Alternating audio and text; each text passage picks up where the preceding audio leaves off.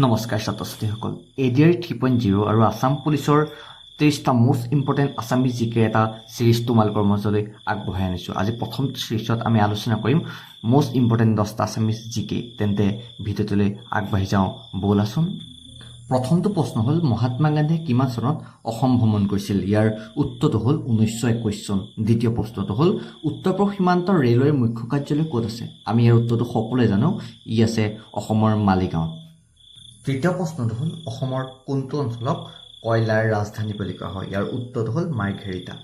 এতিয়া আহিছোঁ চতুৰ্থ প্ৰশ্নটোলৈ। ইয়াৰ প্ৰশ্নটো হ'ল ভাৰতৰ সংবিধানৰ পিতৃ বুলি কাক কোৱা হয়? উত্তৰটো হ'ল ডক্টৰ BR আম্বেদকাৰ। এতিয়া আহিছোঁ 5 নম্বৰ প্ৰশ্নটোলৈ। অসমৰ আটাইতকৈ দীঘলীয়া ৰাষ্ট্ৰীয় ঘাইপথটোৰ নাম কি? ই হ'ল NH-37।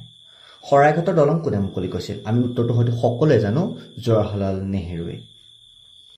তাৰ পাছৰ প্ৰশ্নটো হ'ল ভাৰতৰ আটাইতকৈ দীঘল দলংখনৰ নাম কি? আমি হয়তো সকলোৱে জানো, ডক্টৰ সুধাকান্ত সেতু।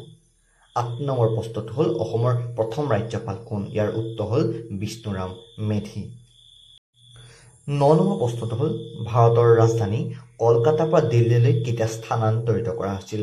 ইয়াৰ উত্তৰটো হ'ল 1911 চনত। আৰু শেষৰ প্ৰশ্ন অৰ্থাৎ 10 নম্বৰ প্ৰশ্নটো হ'ল ভাৰতৰ প্ৰথম চলচ্চিত্ৰখনৰ নামটো কি? ইয়াৰ উত্তৰটো আমি সকলোৱে জানো, ৰাজা হৰিশ্চন্দ্ৰ।